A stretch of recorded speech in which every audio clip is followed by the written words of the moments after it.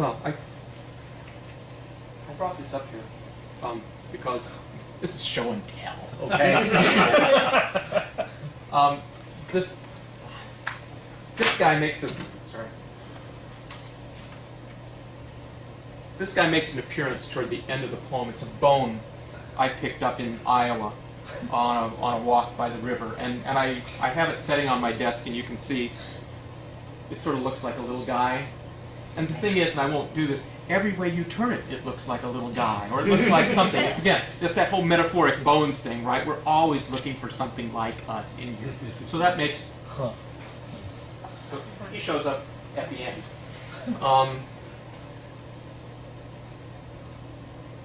The other guy that's in here is a guy from Corydon, Iowa, who... There are a couple of Iowans in here who actually might know where Corydon is. I was driving through Corydon one day, and I passed this house, two-story sort of salt box house,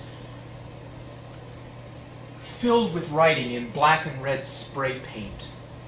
And that guy, that story, was sort of minorly famous in Iowa for a little bit, and that gets told in the poem. And I've got some quotes in the poem that come right off the wall. I circled the house and I stopped and I wrote them down. It was just, this is small town Iowa, right? And this is a very large statement this guy is making here in ways that that you don't make in small town Iowa. I've sort of moved the poem to Pella, my hometown, but most of you wouldn't know that. You would know because we have a big tulip festival in our market. So just, that's poetic license. This is called Turn. The sky was stapled shut, the day worming toward gray. I was walking through brown leaves, but this isn't about color.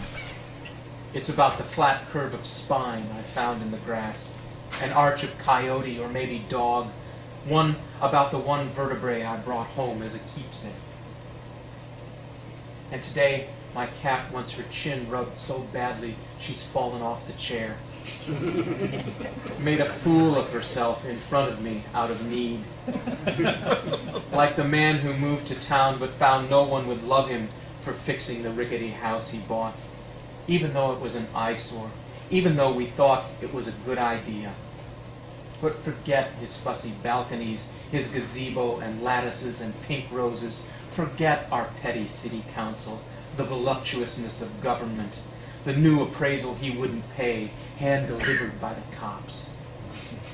This isn't about the lies boys told or didn't tell reporters, the way he did or didn't put his hands down their jeans, or the crowbar he took to his windows then, or some hatred I feel for small towns I've lived in.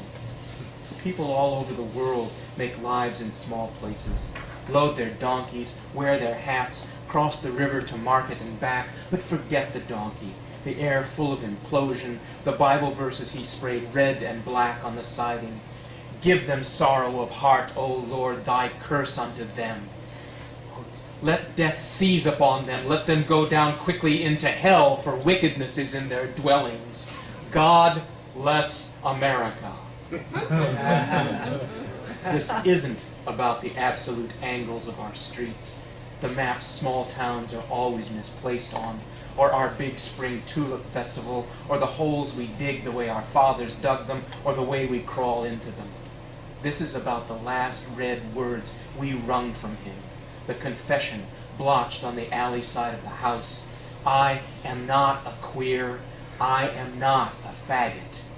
When faggot is just the broken end of a string, a lump, a bundle. And queer is the twist in us, the turn, the oblique torch we light and lift like a lamp beside the open door.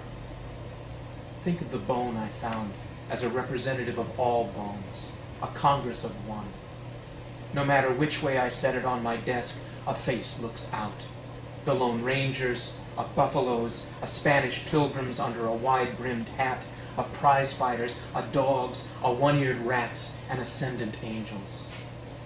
He wanted to be a citizen among strangers, but this isn't about democracy. It's about the open O of the spine that is who we are. A little story of armor and ego. A little thread strung through a few beads.